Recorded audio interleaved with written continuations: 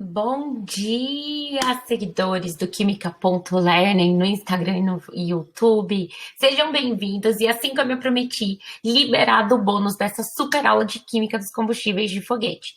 Então, eu e a Hermione, nós vamos tentar explicar, professor, como você pode usar esse tema gerador para inserir conteúdos de Química em suas aulas. Preparados? Vamos lá, então.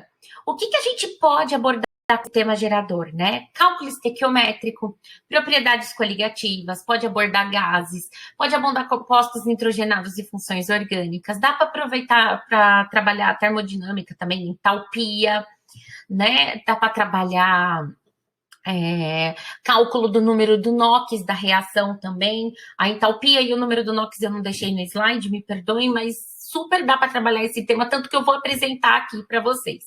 Então, dá para a gente abordar vários conteúdos de química utilizando o tema gerador química dos combustíveis de foguete, com a Hermione explicando. Como lá no post do Instagram que eu coloquei esses dias lá, dá uma conferida lá, @quimica.learning, eu coloquei o quê? Que a Hermione ela é sedenta, ávida por conhecimento, e como ela é nascida muggle, né? Ela gosta tanto do conhecimento de magia quanto do conhecimento da ciência, das matérias que os muggles estudam. E por ela ser nora do Sr. Weasley, que é encantado com os artefatos muggle, ela busca cada vez mais se inteirar, não só pela sede de conhecimento que ela tem, mas também para poder manter esse contato, né, com o Sr. Weasley. Então, a Hermione contando isso, a gente pode abordar utilizando a saga Harry Potter e introduzir esse tema da química dos combustíveis de foguete. Então, são dois temas geradores que se casam, que a gente usa para compor as nossas aulas, tá? Lá no post tem toda uma métrica lá que eu coloquei, uma sequência, vocês podem utilizar também. Como que vocês vão fazer para inserir esse tema em aula, né?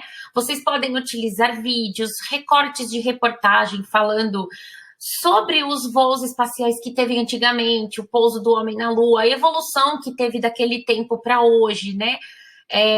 E hoje, ainda mais que tem-se o sonho aí das viagens tripuladas para o espaço, tornando-se cada vez mais concretos por causa de empresas como a Blue Origin, a SpaceX, né, ou a Virgin, né, dos empresários aí que estão patrocinando, e a própria NASA inovando nos ônibus espaciais, nos veículos espaciais, né, para mandar a tripulação para o espaço. Então, vocês têm muita reportagem sobre isso, tanto vídeo quanto leitura, né?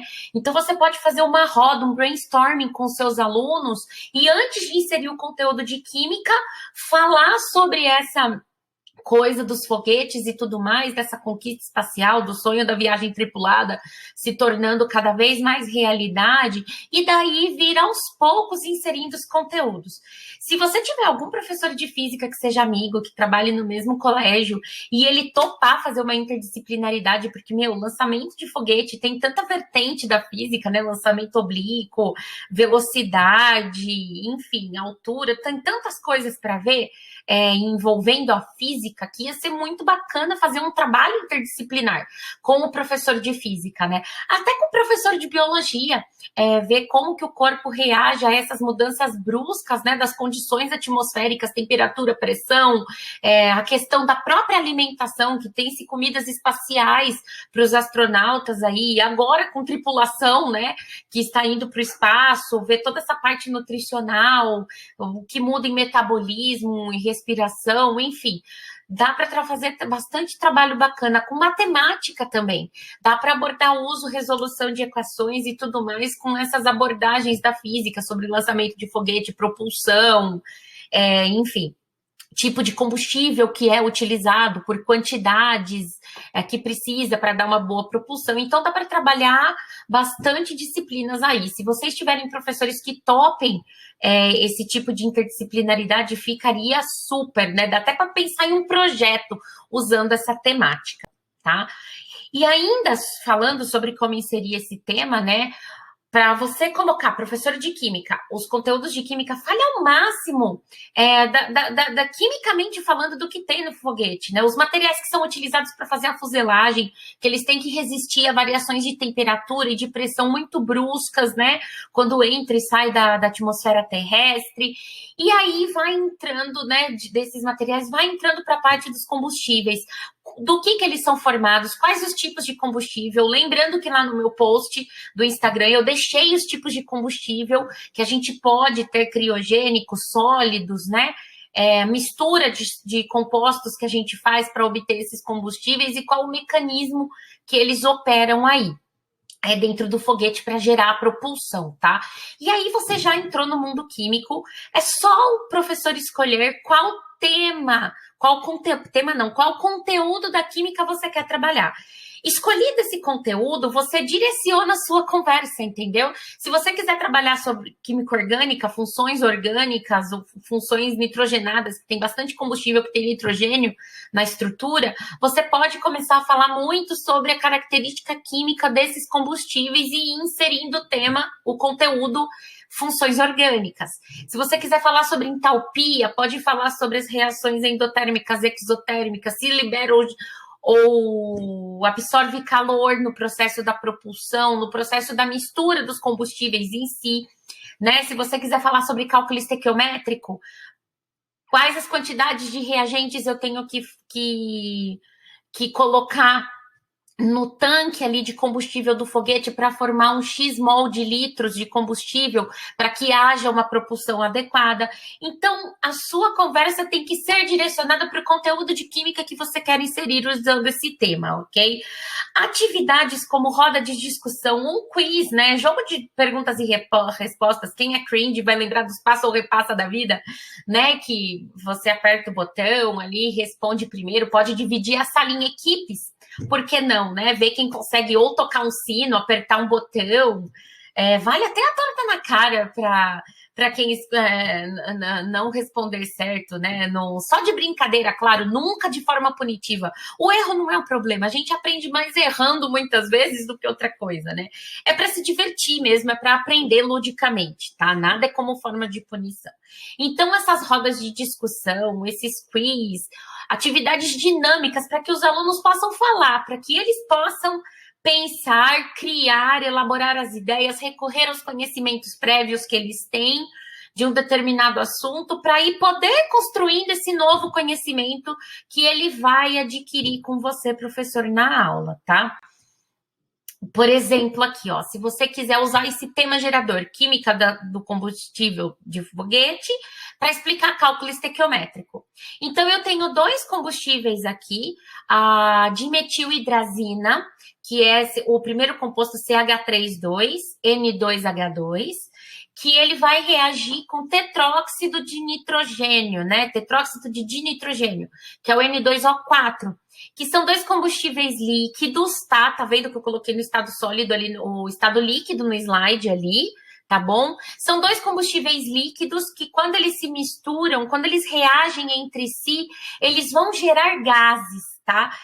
E o gás gerado nessa reação, ele é um volume tão grande, ele tem uma expansão tão grande dentro do tanque de combustível, que isso faz com que gere a propulsão do foguete, ok? É essa quantidade tremenda de gases que é formado, tá vendo? Eu formo 3 mols de nitrogênio gasoso, 4 mols de água e 2 mols de CO2 gasoso. Então, são 3 com 4 com 2 dão 9 mol de produtos gasosos aí que eu formo a partir da mistura desses dois combustíveis líquidos, tá? Então, a expansão desse gás é tão grande que isso é o suficiente para gerar a propulsão do foguete aí, fazer o lançamento dele, né, aqui na Terra, em direção ao espaço. Então, você pode introduzir como cálculo estequiométrico, por exemplo, uma pergunta: quantos litros de produtos podem ser obtidos na combustão no lançamento do foguete nas condições normais de temperatura e pressão, as famosas CNTP? Então, você fala para eles, né, balanceia a equação junto com eles, né? E aí, o que o aluno tem que atentar? A gente quer saber quantos litros de produtos que vão ser formados, ok? Então, ele tem que contar o quê? Quantos mol de produtos eu tenho formando nessa reação aqui. Então, são 3 mols de nitrogênio gasoso, mais 4 mols de água na forma de vapor, mais 2 mols de CO2 gasoso. Então, 3 mais 4 mais 2 dão 9 mol de produtos no total. Por que eu não vou usar a parte de reagente? Porque a pergunta está relacionada a quantos litros de produtos, ok? Então, para a gente fazer essa conta, o que eu vou fazer? Tem que estar dentro da CNTP, ok? A gente sabe que cada mol de um composto químico na CNTP, ele ocupa 1 mol. Ou seja, cada mol, perdão, ocupa 22,4 litros. Então, cada mol de produto ocupa 22,4 litros. Então, se eu tenho 9 mols de produto aqui no total, eu vou multiplicar por 22,4 litros dividido por 1 mol. Por que 22,4 litros dividido por 1 mol? Por causa daquela relação que eu acabei de falar. A cada 22,4 litros de produtos, eles têm 1 mol, né, em quantidade falando na CNTP. 1 mol de produtos ocupa 22,4 litros. Então, isso é análise dimensional, é a tábua de conversão para você poder fazer. Dá para resolver por regra de 3? Super dá. Né? 1 mol, 22,4 litros, 9 mol, X litros, ok? Mas se os seus alunos conseguirem aprender a operar análise dimensional, melhor ainda, tá? Por quê? Porque eles têm que pensar, eles têm que relacionar as unidades, as substâncias envolvidas, as métricas de conversão. Então, não fica uma coisa mecânica que muitas vezes a regra de 3 implica que fique, e às vezes gera até erro, né? Então, 9 mol de produtos vezes 22,4 litros dividido por 1 mol. Cancela mol com mol, e aí... Cancela mol com mol, né? E aí eu vou ter um total de 201,6 litros produzidos. Eu não coloquei aqui no slide, me perdoem, tá? Então, dá 201,6 litros produzidos, reagindo 1 mol de dimetilohidrazina com 2 mols de tetróxido de dinitrogênio, ok? Então, esse foi um exemplo para uma aula usando o tema química do combustível de foguete, para explicar cálculo estequiométrico. Agora, se vocês quiserem explicar determinação do número de oxidação, também dá. Vocês podem pedir qual espécie será o agente oxidante e qual será o agente redutor nessa reação entre esses dois combustíveis. De novo, a dimetilohidrazina com o tetróxido de dinitrogênio. Calculando os NOx, né, de todos os números, se alguém tiver dúvida ainda, tem um post lá do professor Flitwick explicando, né, balanceamento de reações de oxirredução, ou me manda uma mensagem aqui nos comentários do YouTube ou no direct no Instagram, que eu respondo, eu dou uma explicação para vocês de como determinar o NOx. O carbono na dimetilohidrazina tem NOx menos 2 e o carbono no CO2 ali nos produtos tem NOx mais 4. Então, a gente tem uma variação de NOx de menos 2 para mais 4. Isso foi um aumento do número de oxidação, né? Então, bitolinha aumentou, oxidou. Então, eu tenho a oxidação acontecendo aqui no carbono aqui, né? Da dimetilohidrazina para o dióxido de carbono. Então, ele é o agente que oxida, portanto... Se ele está oxidando, ele vai ser o agente redutor. E quem que é o agente redutor? É a dimetilohidrazina, porque é ela que provoca o aumento do número de oxidação do carbono lá nos produtos. Então, como é a dimetilohidrazina que está oxidando, ela é também o agente redutor. Da mesma forma que ali, o nitrogênio, lá no tetróxido de dinitrogênio, ele tem NOx mais 4, perdão, NOx mais 4. Lá nos produtos, no nitrogênio gasoso ali, a gente sabe que substância simples no estado ali, só N2O2, Cl2, tem NOx 0, sempre, ok? Então, a gente tem uma variação de NOx dos reagentes de mais 4 para 0 nos produtos ali, no caso do nitrogênio. Então, diminuiu, reduziu, ok? Houve diminuição do NOx, então houve redução. Diminuiu, reduziu. Então, se o tetróxido de dinitrogênio está provocando a redução para N2 gasoso ali, do nitrogênio no N2 gasoso, então isso significa que ele é o quê? O agente oxidante. Tudo bem?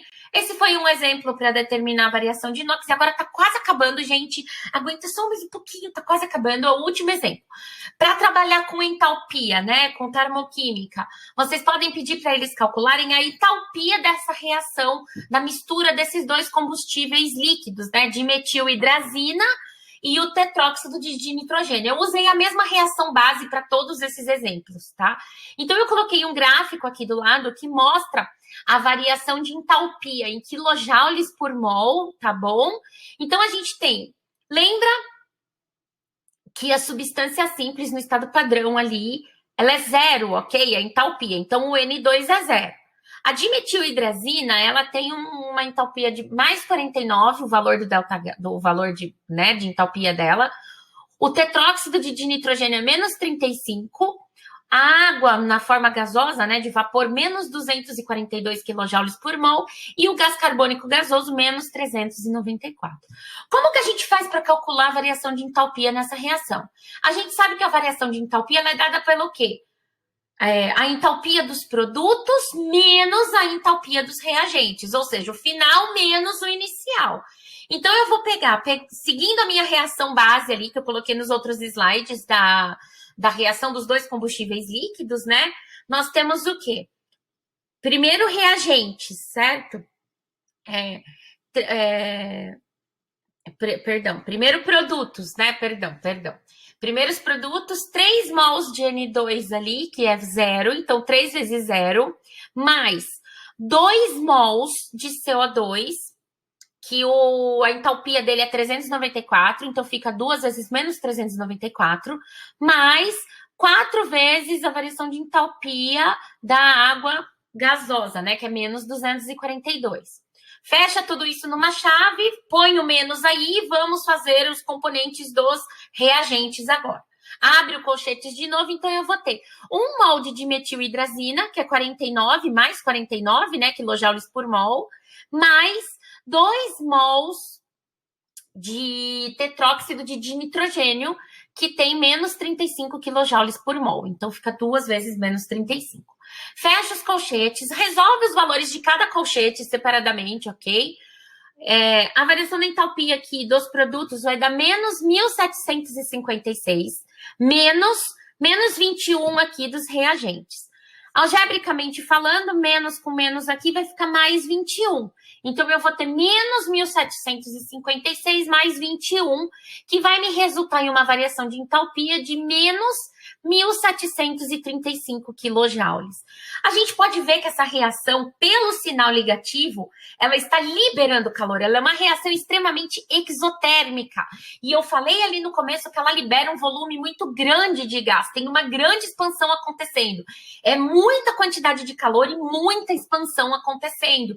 Por isso que gera aquela propulsão do foguete. Pessoal, espero que vocês tenham gostado. Qualquer dúvida, qualquer sugestão, qualquer crítica, me sigam ali aqui no canal do YouTube ou no Instagram, @quimica.learning, e deixem suas dúvidas e críticas e sugestões para as próximas aulas aí, tá bom? Espero que vocês tenham gostado, espero que vocês possam utilizar isso na escola. Um beijo, até a próxima!